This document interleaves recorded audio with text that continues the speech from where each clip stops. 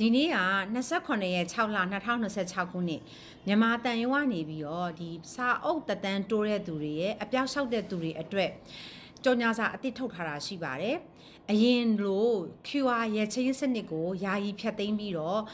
9လပိုင်းတရက်နေ့ကစပြီးတော့ WhatsApp ကနေရချင်းယူတဲ့စနစ်ကိုပြောင်းလဲသွားပါမယ်လို့ကြော်ညာထားတာဖြစ်ပါတယ်။အခုဒီလိုမျိုးလုပ်လိုက်တာကတော့ပါမစ်သမားတွေအချိန်မီတက်တန်းတိုးလို့ရအောင်လို့ဦးစားပေးပြီးတော့လုပ်ပေးတာဖြစ်ပါတယ်တဲ့နော်မြန်မာတန်ရုံးကကြော်ညာထားတဲ့ကြော်ညာစာကိုကျွန်မအတူချုံပြီးပြောပြမယ်ဆိုလို့ရှိရင်ကိုယ့်ရဲ့ပါမစ်တက်တန်းက2လမတိုင်ခင်ကြိုတင်ပြီးတော့ website ကနေပြီးတော့ရချင်းယူပါလို့ပြောထားပါတယ်နောက်တစ်ခုကကြတော့ special customer တွေเนาะအဲ့တော့ပါမစ်သမားတွေကိုပြောရမယ်ဆိုရင်ကိုယ့်ရဲ့ပါမစ်က6လပိုင်းမှာကုန်မယ်ဆိုရင်9လပိုင်းပထမပတ်မှာ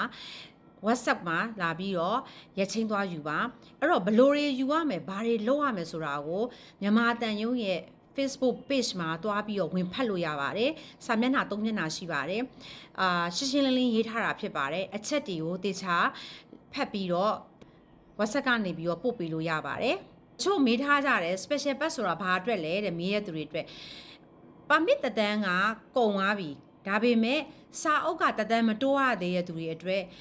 ထပ်တိုးလို့မရဘူးလေစာအုပ်တက်တန်းမရှိတဲ့အတွက်ကြောင့်ပါမစ်ကိုထပ်တိုးလို့မရအောင်အဲ့တော့လာဘကကနေပြီးတော့ special pass တလပေါ့နော်နေထိုင်ခွင့်ဆိုပြီးတော့ပေးထားတဲ့ဟာကိုပြောတာပါအဲ့လို special pass ကင်ထားတဲ့သူတွေကိုလည်းဦးစားပေးသွားမယ်လို့ကြော်ညာထဲမှာပါပါတယ်เนาะအရင်တော့ QR ရချင်းယူထားတဲ့သူတွေအဲ့ဒါတွေကဆက်ပြီးတော့အကျုံးဝင်တော့ပါဘူး9လပိုင်းတရက်နေ့ကစပြီးတော့ရချင်းစယူရပါလိမ့်မယ်အဲ့တော့ကိုယ့်ရဲ့ပါမစ်တက်တန်းကိုအရင်ကြည့်ပါပါမစ်တက်တန်းကအရန်နီးတဲ့သူတွေကိုပဲတန်ရုံးကဦးစားပေးပြီးတော့လုပ်ပေးမှာပါเนาะ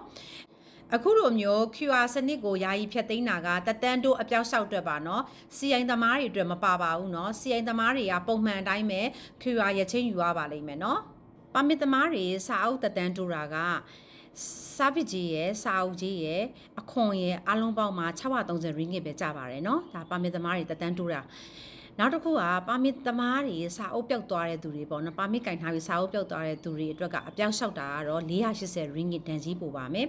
အဲ့တော့1130ကျပါမယ်ဒါပါပဲကုန်ကျစရိတ်ကနော်ခွန်ဆောင်တာကတစ်လကို30 ringgit ကောက်တယ်နော်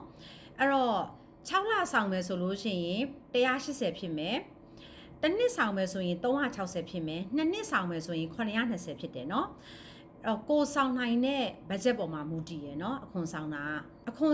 ကပါမင်သမားရော overstay သမားရောစာအုပ်တက်တမ်းမဲ့တိုးအပြောက်လျှောက်ရှောက်အခွန်ဆောင်ရပါတယ်เนาะဒီမှာတချို့တွေကမေးကြတယ်ကျွန်တော်တို့ကတော့ပါမင်သမားမဟုတ်ဘူးရိုးပုံမှန် overstay သမားတွေစာအုပ်တက်တမ်းတိုးမယ်ဆိုရင်ရောဘယ်လိုလုပ်ရမလဲเนาะအဲ့တော့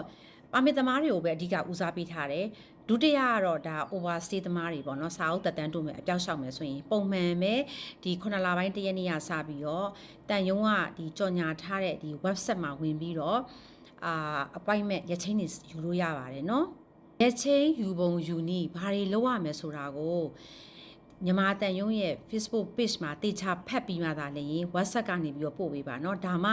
သူတို့လည်းလောက်ကန်ရတာအဆင်ပြေမယ်ကိုယ့်အတွက်လည်းမြန်မြန်ဆန်ဆန်ပေါ့เนาะရချင်းကြပါလိမ့်မယ်เนาะဘလို့ပဲဖြစ်ဖြစ်ဒီလိုမျိုးလောက်တာတွေကကောင်းတဲ့အရာတွေပေါ့နော်အဲ့တော့နောက်ရက်တွေမှာဆိုလို့ရှိရင်သတင်းကောင်းလေးတွေဆက်ပြီးတော့ကြားနိုင်ွယ်ရှိကျမရဲ့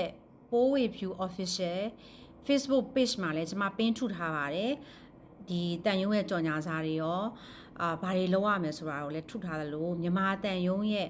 Facebook page မှာလည်းဝင်ပြီးတော့ကြည့်နိုင်ပါတယ်။ကျမရဲ့ Poway View Official TikTok မှာလည်းကျမတင်ပေးထားပါတယ်เนาะအားလုံးပဲအဆင်ပြေချုံးပေးကြပါစေ။